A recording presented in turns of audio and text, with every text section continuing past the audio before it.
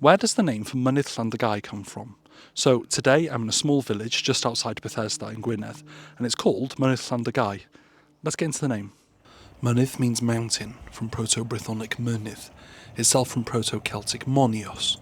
The same root appears in Cornish menydd and Breton menes, all descended from the Proto-Indo-European root men, meaning to tower or to stand out, and related to the Latin mons.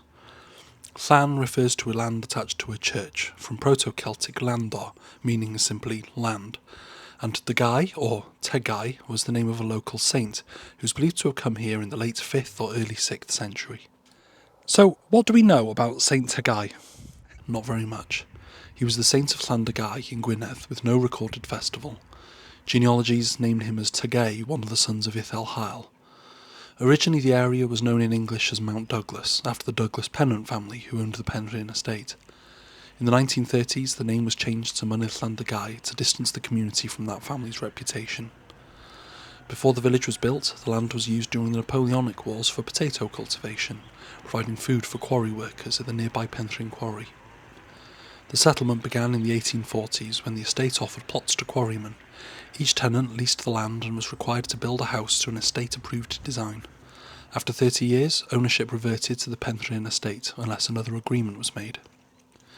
This arrangement created one of the earliest examples of a model village, developed between the 1840s and 1860s, and influenced by earlier experiments such as Tair Mynydd, a row built in 1798 by Richard Pennant and designed by Benjamin Wyatt, which was recently destroyed. Now, from here, originally, you would be able to see that each house had about an acre. I'll try and get it up on the old maps. As you can see here, the layout was very regular. Mynydd Llandygái forms an interesting contrast with the nearby estate village of Llandygái, next to Penrhyn Castle. Llandygái was built in a picturesque style to impress visitors, whereas Mynydd Llandygái was designed in a vernacular style for practicality, providing quarrymen with land for cultivation and small-scale livestock keeping. Unlike its showpiece neighbour, Mynydd Llandygái was a working settlement with no central focus, and originally no church, shop, hall or public house, and it stands today as a rare example of a mid-19th century industrial model village, shaped not for display, but for the everyday lives of working people.